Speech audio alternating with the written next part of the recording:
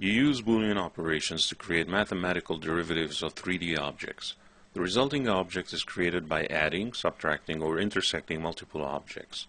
Typically, you don't use boolean operations to model organic objects. By their very nature, booleans are more useful for mechanical or architectural designs.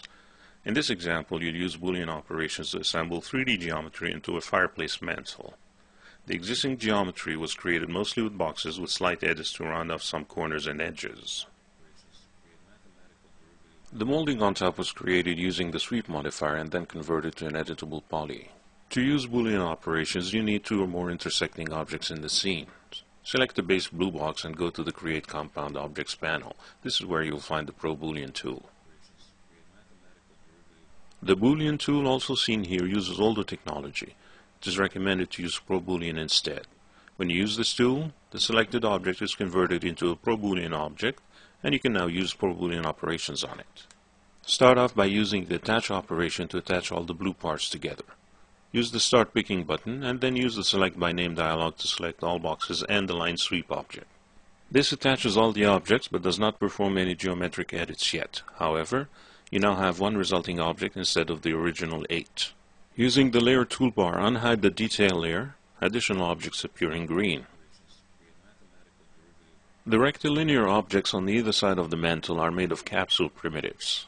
Still in Start Picking mode, set the Boolean operation to subtraction and go to the Select by Name dialog again.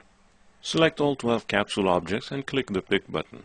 Notice the embossed figures on the mantle in the viewport. ProBoolean can handle more complex geometry than simple primitives. In subtraction mode, and with Start Picking still enabled, click the text in the viewport. The operation takes a while longer, but it is still successful.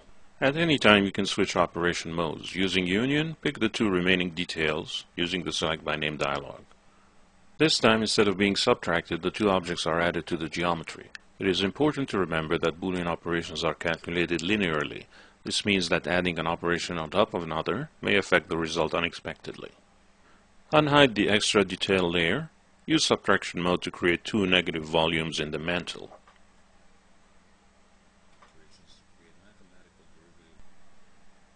This removes geometry from the original blue model, but also the details you added a moment ago.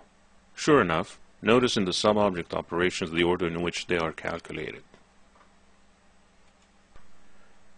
You can rearrange that order by selecting an operation and giving it a new spot. For example, to evaluate the sub-1 subtraction before the detail 1 union, you give the subtraction the ID number 21 and click the Reorder Ops button. This operation is now evaluated earlier while others have been pushed down. Notice the detail is now visible in the viewport. Similarly, you can reorder sub-2 to take place earlier with an ID of 22. You now have a resulting Boolean object made of 24 elements or operands. You can still have access to individual operands if you need to. For example, the two details you have been manipulating are extruding a tad too much.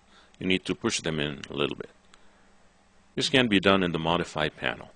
Expand the ProBoolean label and click Operands to access the sub-object mode.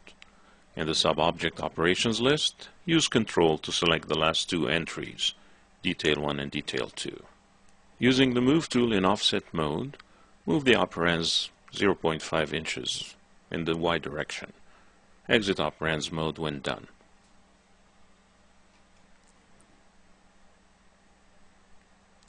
To view the mantle textured, go to the Material Editor and drag the wood oak material onto the mantle in the viewport.